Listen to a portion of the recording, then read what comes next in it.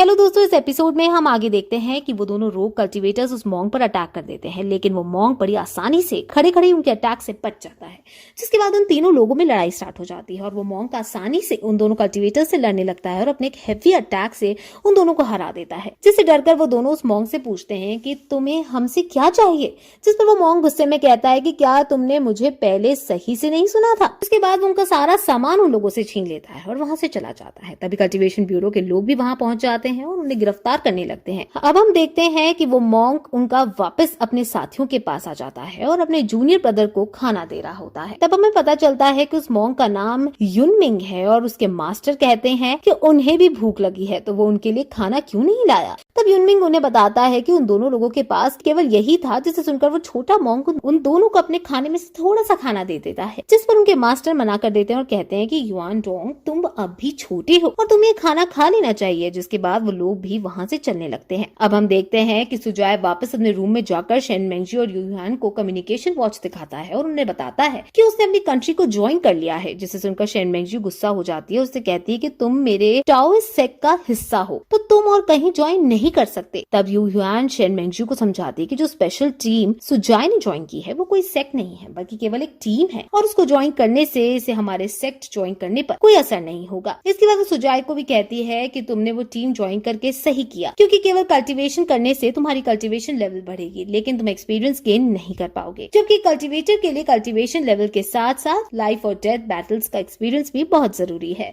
उसके बाद यूहान सुजाय को स्टार वर्ल्ड में जाकर नील करने को कहती है, जिसके बाद वो उसे बताती है कि अब तुम्हें स्पेशल टीम ज्वाइन की है तो तुम्हें एक टेक्निक सिखाऊंगी, लेकिन उस टेक्निक को तुम कहीं शो नहीं कर सकते, क्योंकि वो ऑल ड्रीम्स में काफी फेमस है और उस टेक्निक का यूज करके तुम किसी को भी बिना टच किए दूर से ही मार सकते हो। जिससे सुनकर शेन मेंगजी भी कहती है कि उसके सेक्ट के पास भी एक ऐसी टेक्निक है जिसके उससे वो अपने पास के सभी लोगों को उनकी पावर यूज करके ही मार सकता है। अब वो दोनों सुजाय को ये टेक्निक सिखाने लगती हैं और सुजाय भी बहुत जल्दी इन दोनों टेक्निक्स को बहुत जल्दी सीख लेता है, जिससे वो दोनों लड़कियां फिर से शॉक रह जाती हैं। अब ये सब सिखाने के बाद यूहान सुजाय को उसकी पावर्स यूज करने को कहती है और जब सुजाय उन टेक्निक्स को यूज करके दिखाता है तो वो दोनों लड़कियां काफी इंप्रेस होती हैं और सुजाय की तारीफ करती हैं। खुश होकर सुजाय और भी ज्यादा मेहनत करने की कहकर वहां से चला जाता है और प्रैक्टिस करने लगता है। उसके जाने के बाद यूहान शेन मेंगजी को बताती है कि उसे जिस चीज का डर था वही हुआ और स्टार स्प्रिंग ने सुजाय की स्पिरिचुअल एनर्जी को अब्सॉर्ब करना स्टार्ट कर दिया है। जिसे सुनकर शेन मेंगजी डर जाती है और उससे पूछती है कि क्या इससे सुजाय ठीक रहेगा। तब यूहान उसे बताती है कि स्टार स्प्रिंग में अभी केवल सुजाय की 30% एनर्जी अब्सॉर्ब की है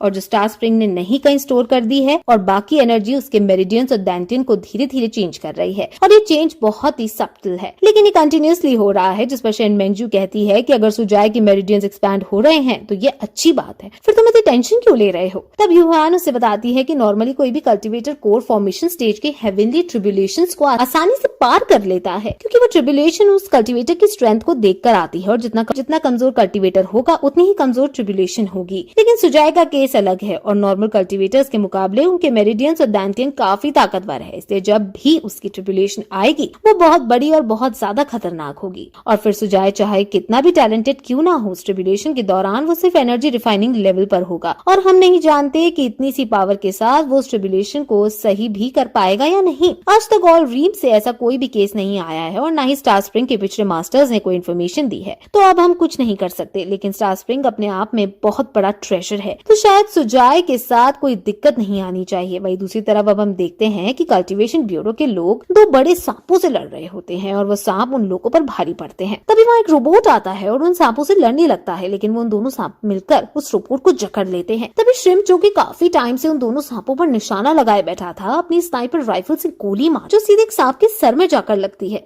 और उन दोनों सांपों की पकड़ ढीली हो जाती है। तभी उस रोबोट के अंदर से जाहू बाहर निकल कर आता है और अपनी तलवार से उन सांपों को मार देता है, जिसके बाद वो सांप गायब होने लगते हैं। तब हमें पता चलता है कि असल में वो ये लड़ाई एक वर्चुअल रियलिटी के अंदर लड़ रहे थे और ये उनकी ट्रेनिंग का एक पार्ट था। ट्रेनिंग खत्म होने के बाद शाओ अपने टीम मेंबर से कहता है कि आज सुजाय अपने टेस्ट के लिए आएगा और हमें उसका डेटा रिकॉर्ड करना है, और साथ ही वो अपने साथियों से सुजाय पर ज्यादा स्ट्रिक्ट होने से भी मना करता है। वहीं हम सुजाय को देखते हैं कि जो कि एक गाड़ी में बैठा होता है और कहीं जा रहा होता है। तभी वो ड्राइवर को जल्दी चलने को कहता है, जिस पर उसको ड्राइवर से पूछता है कि क्या वो अपनी गर्लफ्रेंड से मिलने जा रहा है, क्योंकि इतनी सुबह सुबह कोई भी इंसान सो रहा होता है और सुजाय काफी एक्साइटेड भी दिख रहा है और उसमें इतनी लंबी जर्नी के लिए पैसे भी नहीं पूछे और टैक्सी में बैठ गया, जिससे ड्राइवर को लगता है कि वो जल्दी में है और अपनी गर्लफ्रेंड से मिलने जा रहा है। तब हम देखते हैं कि सुजाय ब्यूरो पर पहुंच जाता है और एक आदमी इसकी इन्फॉर्मेशन श्रिम्प, जो कि उसका वाइस कैप्टन है, उसे देने जाता है, जिस पर श्रिम्प पूछता है कि तुमने उसे अंदर क्यों नहीं बुलाया। तब वो सोल्जर बताता है कि असल में सुजाय टैक्सी का किराया नहीं दे सकता, इसलिए वो टैक्सी ड्राइवर उसे यहाँ अंदर नहीं आने दे रहा है। तभी श्रिम्प अपने आदमियों के साथ बाहर आता है और उनके स्वैग को देखकर वो टैक्सी ड्राइवर डर जाता है और बिना पैसे लिए ही वहां से चला जाता है।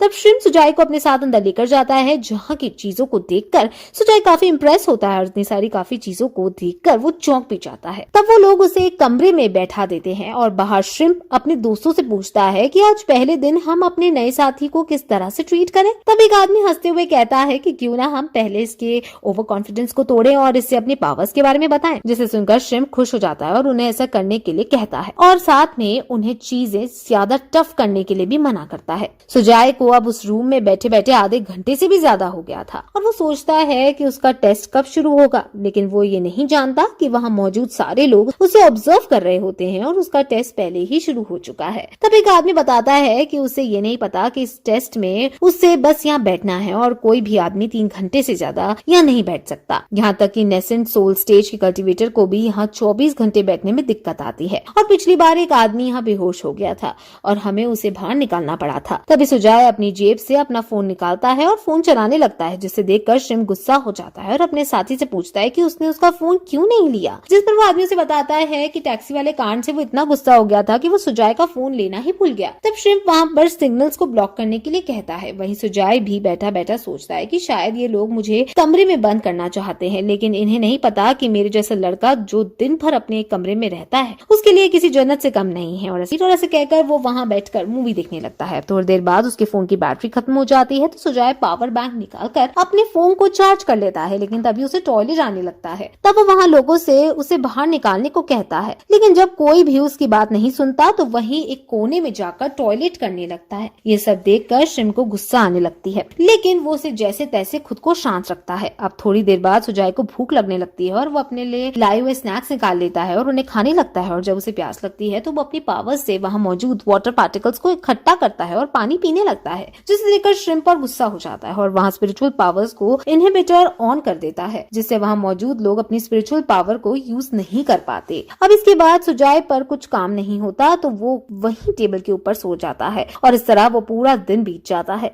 अब अगले दिन श्रिम्प देखता है कि स्पिरिचुअल रिस्ट्रेनिंग फॉर्मेशन को एक्टिवेट करने के बाद भी सुजाय अपनी पावर्स को यूज कर पा रहा था, इसलिए गुस्से में होते हुए और ना चाहते हुए भी सुजाय को उस रूम से बाहर निकाल लेता है और उस SSS लेवल टेस्ट रूम में डालने को कहता है। तब उसके आदमी उसे बताते हैं कि उनके पास SSS लेवल टेस्ट रूम का एक्सेस नहीं है और उस रूम को केवल कैप्टन झाओ हू ही खोल सकते हैं। तब श्रिम्प झाओ हू को बताते हैं कि सुजाय रिस्ट्रेनिंग फॉर्मेशन के बाद भी अपनी पावर्स यूज कर पा रहा था, इसलिए वो उसे SSS लेवल टेस्ट रूम को खोलने को कहते हैं। तब वो लोग सुजाय को उस कमरे से बाहर निकाल कर लाते हैं और बाहर आकर श्रिम्प उसे अपना नाम बताता है और उसे कहता है कि अब से तुम्हारा कैप्टन मैं और तुम मुझे कैप्टन श्रिम्प कहोगे। लेकिन सुजाय उसके नाम को गलत बोलता है, जिससे श्रिम्प को गुस्सा आ जाता है और वो सुजाय को पीटने की सोचने लगता है। लेकिन वो अपने गुस्से को शांत करके सुजाय को बताता है कि उसके असली टेस्ट अब से शुरू है, जिसके बाद वो उसे उसकी स्पीड चेक करने के लिए दौड़ने को कहता है और दौड़कर दूसरी दीवार पर लगे बटन को ऑन करके आने को कहता है। अब जैसे सुजाय दौड़ना स्टार्ट करता है तो वो बहुत तेज दौड़ने लगता है और इससे पहले श्रिम्प कुछ बोल पाता सुजाय दूसरी दीवार तक पहुंच जाता है, लेकिन वो वहाँ खुद को रोक नहीं पाता और दीवार से टकरा जाता है। तब शाहू सोचता है कि एनर्जी डिफाइनिंग स्टेज के लोग 100 मीटर 7 सेकंड में दौड़ सकते हैं, जबकि कोर फॉर्मेशन के लोगों को केवल 5 सेकंड लगते हैं। वहीं सुजाय को भी अपनी एनर्जी गैदरिंग स्टेज पर है। वहीं सुजाय भी जो अपनी